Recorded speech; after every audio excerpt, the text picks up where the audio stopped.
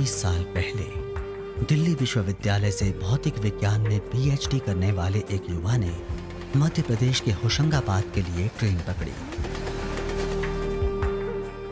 आगे चलकर विनोद रैना की जिंदगी में वो लम्हा एक अहम मोड़ साबित हुआ, क्योंकि इस छोटे से सफर ने उन्हें सामाजिक कार्यकर्ता और शिक्षाविद बना दिया।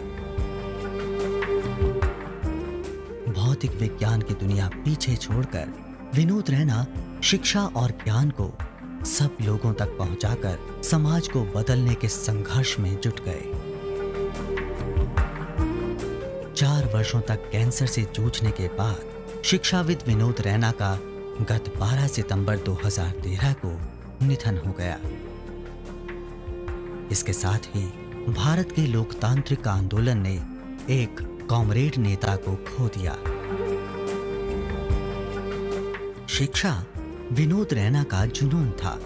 ये जो विज्ञान के एक्सपेरिमेंट्स है ना, नाम तो इनके बड़े मुश्किल हैं। अपेक्षित घनत्व और इस सहयोग और संभाविता, चितपट की दौड़, तो ऐसा लगता है कि जैसे बहुत बड़ा विज्ञान हो रहा है। पर साथ साथ में अगर आपने ध्यान दिया हो, तरीका करने का यही है कि कैसे शिक्षा को रुचिकर बनाया जाए। होशंगाबाद का ट्रेन का सफर उनके होशंगाबाद विज्ञान शिक्षण कार्यक्रम के साथ संबंध की शुरुआत थी।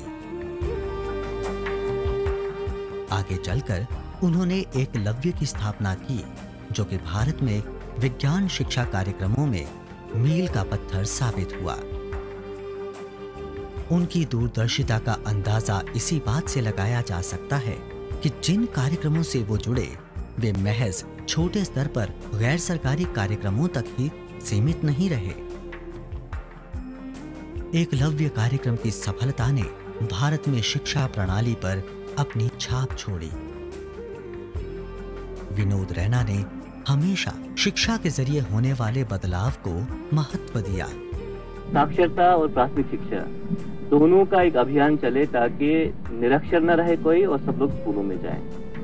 और सिद्धांत रूप से तो ये सही है, पर ये भी सही है कि जो भी सरकारी तरीके अभी तक रहे हैं ये करने के, वो अब सरकार भी मानती है कि असफल हैं, जब तक इसमें समाज का सहयोग न हो। वे शायद खुद इस बात को मानते थे कि उनकी जिंदगी की सबसे बड़ी कामयाबी वर्ष 2009 में भारतीय संसद द्वारा शिक्षा का अधिकार विधेयक पारित करना था।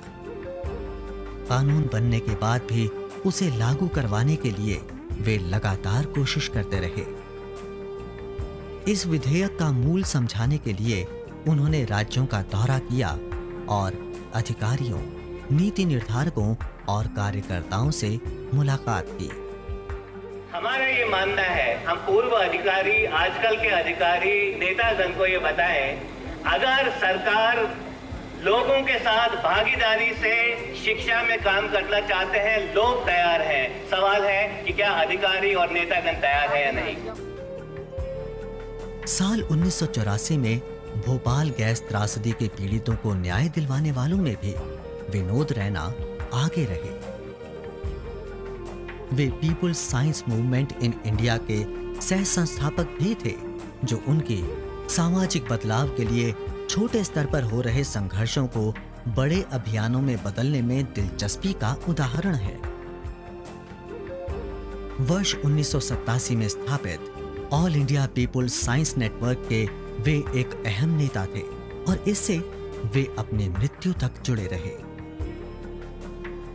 वे वर्ष 1990 में बनी भारत ज्ञान विज्ञान समिति से भी जुड़े थे और कई वर्षों तक वे इस संस्था के राष्ट्रीय महासचिव रहे। 1990 के दशक में देश भर में फैले शिक्षा अभियान में वो एक ताकतवर आवाज बनकर उभरे। हमने हमेशा माना है कि शिक्षा का असली काम स्कूली शिक्षा है।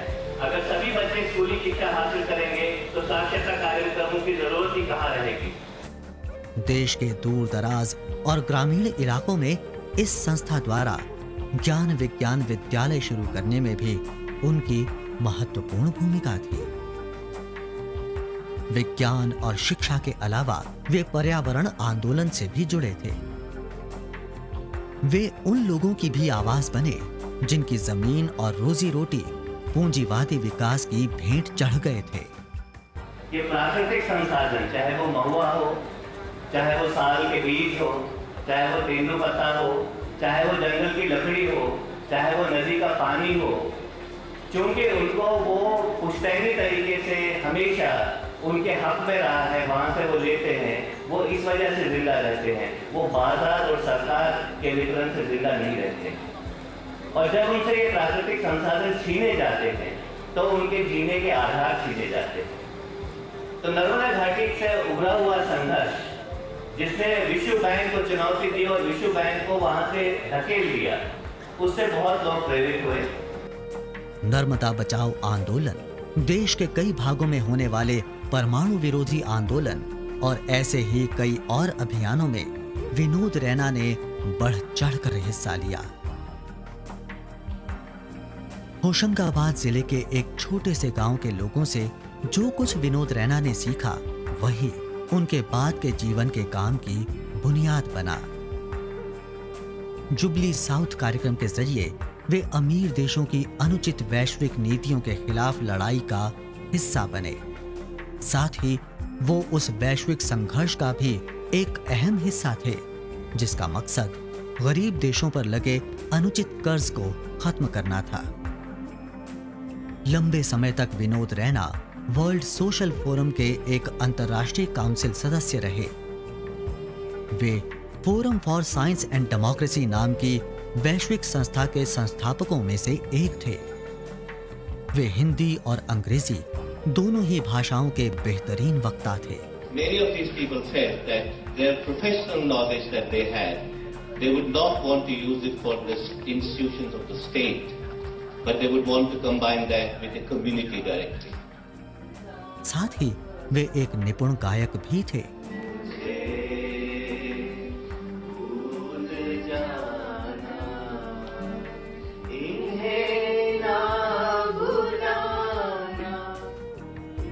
विनोद रैना की कमी द पीपुल्स साइंस मूवमेंट, विभिन्न शिक्षा और साक्षरता अभियान और कई जन आंदोलनों में खलेगी।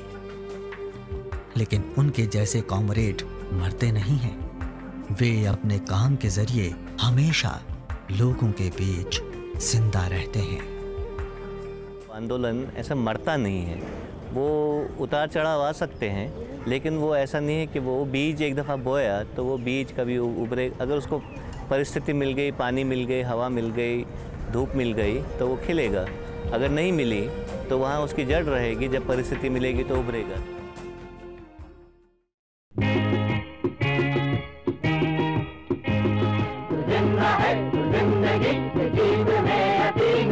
अगर कहीं न स्वर्ग तो उतारला जमीन पर, जिंदा है तू जिंदगी जीत में यकीन कर। अगर कहीं न स्वर्ग तो उतारला जमीन पर, जिंदा है।